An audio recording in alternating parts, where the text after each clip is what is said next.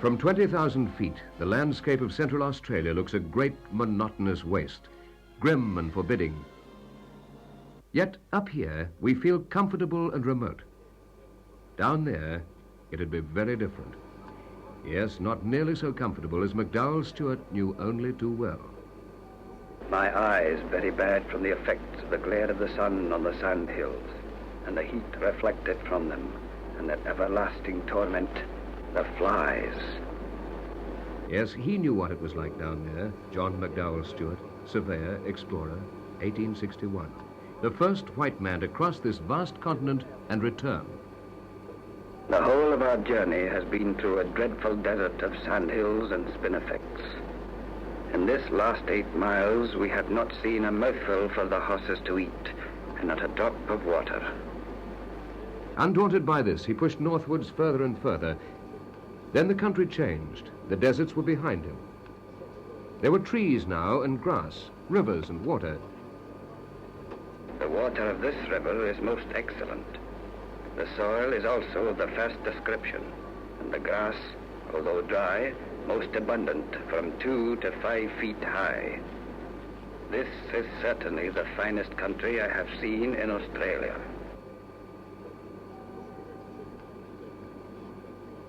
And then he reached the coast, the Indian Ocean, and the explorer turned prophet. If this country is settled, it will be one of the finest colonies under the crown, suitable for the growth of any and everything. What a splendid country for producing cotton. But what has happened here since then? Was Stewart a little too optimistic? After discovery came settlement, and huge mobs of cattle were driven overland to the promise of rich grazing country along the northern coast. Slowly, cattle stations spread across most of northern Australia.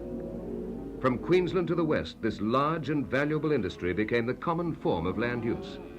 But even so, the cattle industry suffered setbacks. Setbacks from the attacks of cattle tick, buffalo fly, and pleuropneumonia. And the beef quality was poor, for the pastures, which were good feed during the wet season, became rank and worthless during the longer dry season. Was this then the finest colony under the crown? Was this Explorer Stewart's dream?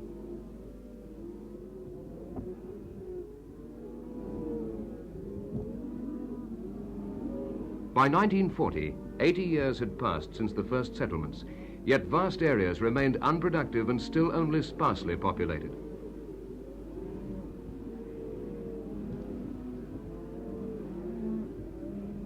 In 1945, there was a popular cry to develop the empty lands of the north, and while many regions were considered, the Katherine-Darwin area seemed to have the most possibilities.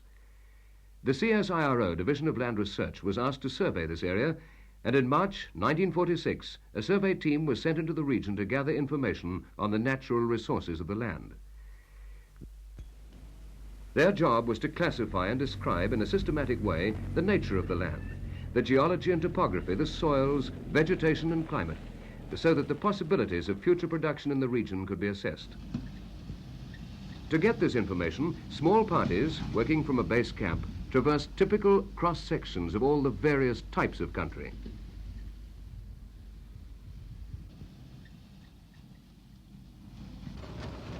It was often rough and difficult going.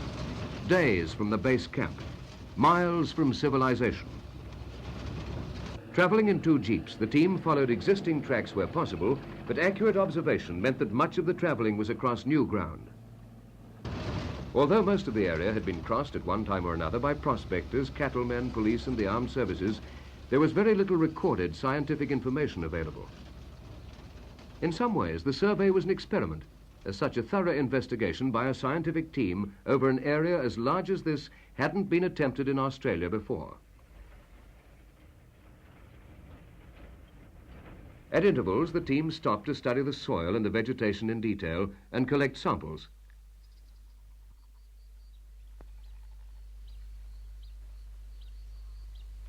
Many soil samples were taken, and these were later sent to laboratories in the south for examination.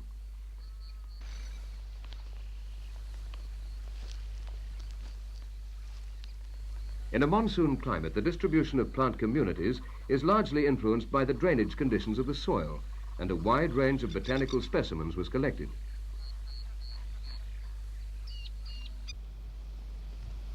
As a scientific team, they divided the land into regions that they called land systems. Each land system was an area throughout which there was a recurring pattern of topography, soils, and vegetation. The largest land system was called the Tipperary, after one of the cattle stations in the area. Some of it was country like this, open, timbered country with tall native grasses and a rainfall of about 35 inches a year. As only a small portion of this large region had ever been mapped, a great deal depended on the detailed records kept by the Traverse Party. The maps that were available were often inaccurate and had to be revised from aerial photographs. Using three-dimensional aerial photographs, the Traverse Party could determine the boundaries of each land system without having to investigate the whole area in detail. The Tipperary forms the largest single land system in the Katherine-Darwin region, 8,000 square miles in all, some of it arable land like this. To the survey party, it seemed to have possibilities for dry land agriculture. They felt sure that many types of crops and pastures could be grown here without irrigation.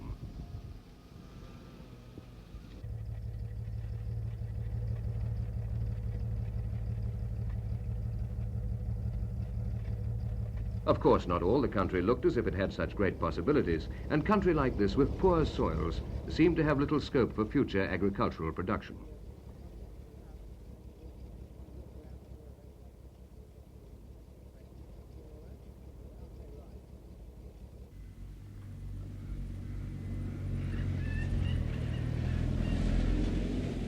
The survey party also examined the past history of land use in the region. Along the levee soils near the river banks existed the only farms in thousands of square miles. Here, small areas of peanuts, cotton, sorghum, tobacco, and maize had all been tried at one time or another, but often without success. These pioneers had battled along with little assistance, and the variable yields they got from their crops year after year made farming far too uncertain. Too much was left to chance.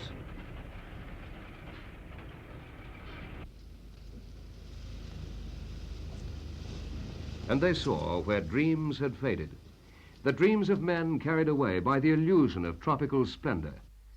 And the failures led to disappointment, and disappointment to discouragement and distrust. Like McDowell Stewart, these men had vision, but hadn't seen the problems and lacked the knowledge to make their dreams come true. And then there was the cattle industry. Beef cattle production here is still relatively undeveloped, for although most of the land is held as large-scale pastoral leases, the native grasses carry only 4 to 5 beasts to the square mile. For almost 100 years, cattle have roamed this unfenced country, struggling to survive on the poor winter feed. Because of this problem of seasonal starvation, the cattle industry is still in a primitive stage of development. So after 3,000 miles of land travel, the survey team drew up a map of the land systems in the Katherine-Darwin region. Some areas along rivers near the coast looked promising for growing rice, while others in the Tipperary system seemed to have possibilities for seasonal agriculture. So a recommendation was made to establish a field research station at Katherine in an attempt to put pasture and crop production on a firm and successful basis. The research station was established the following year. That was in 1947. And a carefully planned program of research since then in the many fields of science dealing with crops and pastures, climate and soils has shown how many of the problems can be solved and how non-irrigated agriculture in a dry monsoonal climate is a technical possibility. First, the climate. 2 seasons divide the year. A warm, dry winter period from May to September, followed by a hot, wet summer with most of the 35-inch annual rainfall falling between December and March.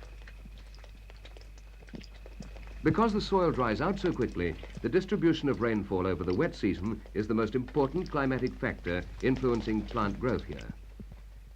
And seasonal agriculture is possible only when the summer rains have added sufficient moisture to the soil.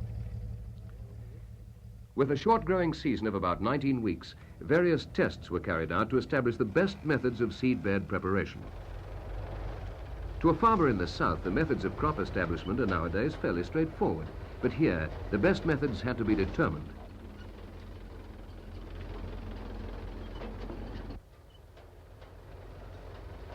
At planting time, heavy rains alternating with hot, dry conditions can make crop establishment difficult.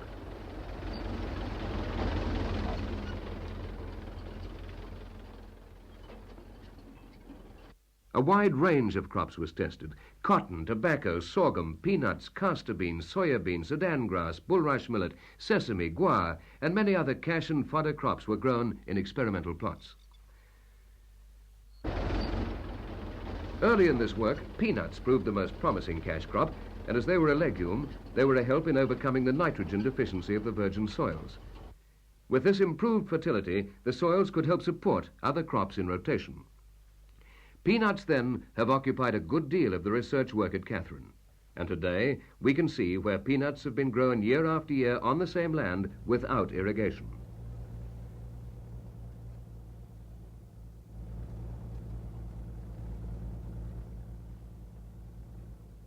And then there's cotton. Explorer Stewart's dreams have not been fulfilled, and for 100 years this valuable crop has failed commercially. Here, at the research station, over 120 varieties have been grown experimentally. Plant spacing studies have been carried out to increase the yields. All over the world, cotton is attacked by insects, but spraying with DDT and Endron has been effective against bollworm and looper caterpillars.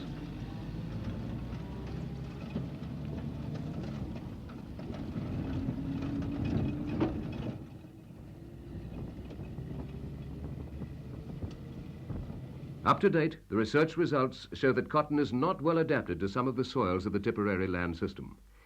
But it's been more promising in some of the sandier soils, and further investigation may show how to get greater yields. It's particularly sensitive to soil climate conditions, and these new trials seem to be showing promise.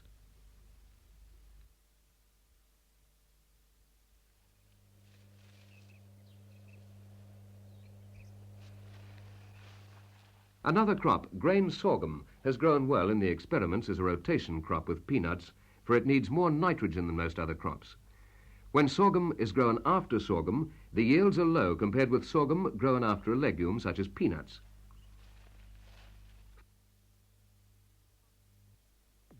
Phosphate is needed on most soils here, and sorghum responds well to this fertilizer.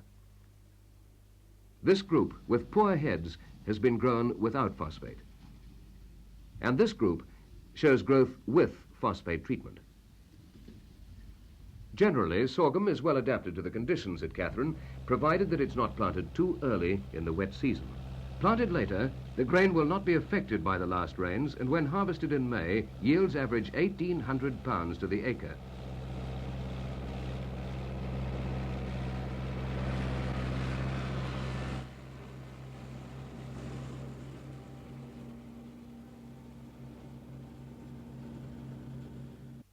During the field experiments, soil samples were continually taken to measure any changes in soil fertility.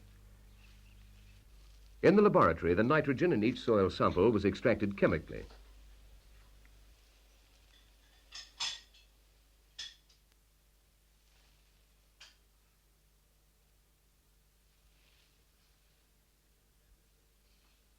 Then an indicator solution was added, which showed the concentration of available nitrogen in the various soil layers. This work traced the movement of soil nitrogen and explained some of the earlier crop failures.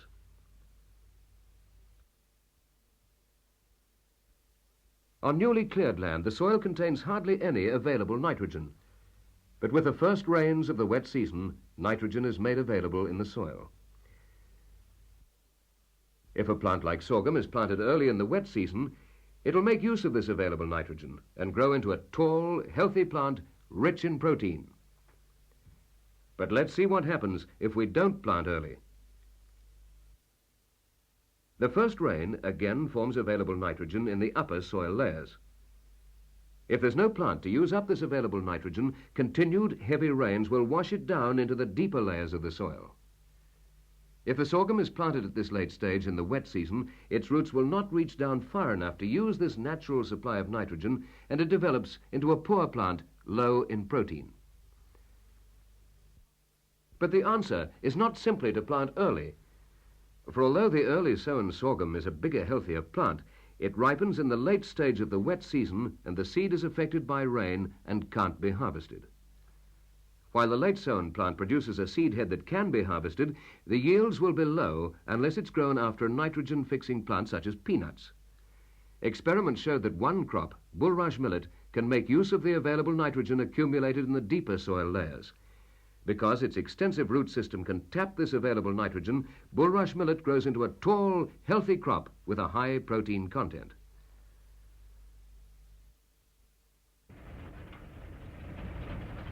Because fodder crops are grown for vegetative matter only, a number of cuts can be made before the warm, moist growing season comes to an end.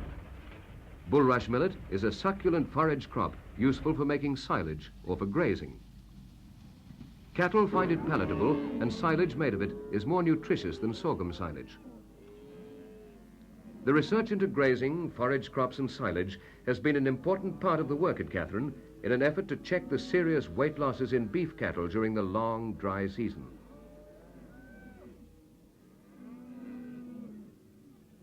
This is the situation. During the hot, wet summer months, heavy rainfall produces a quick growth of tall native grasses which are palatable to cattle.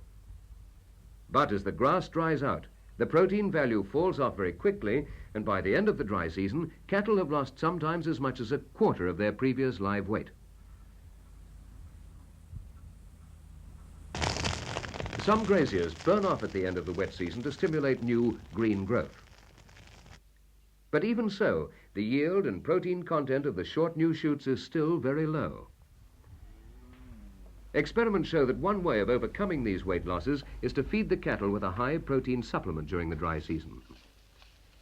Locally produced protein concentrates, peanut meal and guar seem to show great promise, and cattle maintain or even gain weight during the dry season instead of losing it. Perhaps the most important part of the experimental work on beef cattle deals with introduced tropical pastures.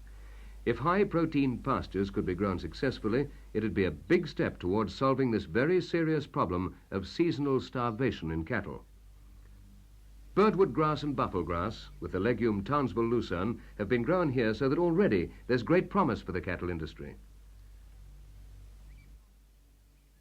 The knowledge gained at the research station has been passed on to the Northern Territory Administration, and an experimental farm has been set up to study the practical side of farming on a larger field scale using methods commercial farmers might use. What was the cost of clearing the land? And what was the best type of equipment to use? And would most of the crops grown experimentally by the CSIRO grow on a large scale? Sorghum, cotton, guar, bulrush millet are all being grown in a big way on the demonstration farm. And of course, peanuts thrive. Yields of 1,000 to 2,000 pounds an acre have been obtained. In the years ahead, the research work will go on, but already many of the technical problems which defeated the pioneer farmers have been eliminated.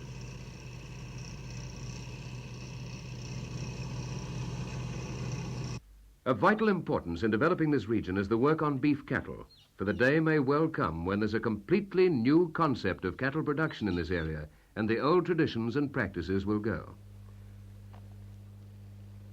But scientific facts alone are not enough.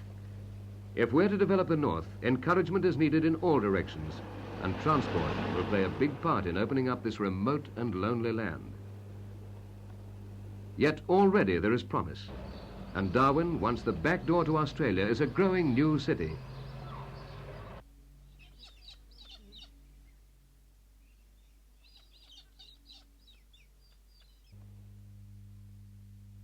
But above all, there's a need for people. People with the old pioneering spirit. People to build and teach. People to grapple with the problems and develop these empty lands of the North.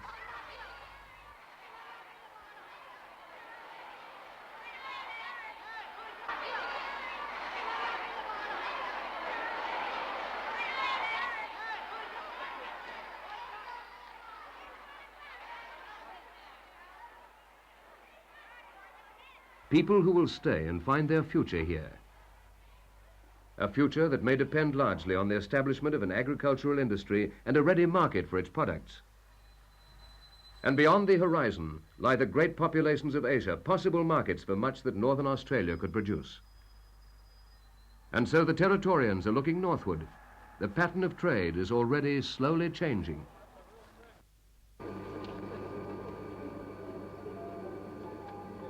Here, then, is the challenge. Will there be progress and change? Or will this land remain as it's remained for 100 years, undeveloped? Down there is the research station, a few acres of cultivation in thousands of square miles. A few acres where research has pointed the way and shown that agriculture in this dry, monsoonal climate without irrigation is not just an idea, but something that may yet develop our north in the way that McDowell Stuart hoped. The challenge of development is down there, waiting.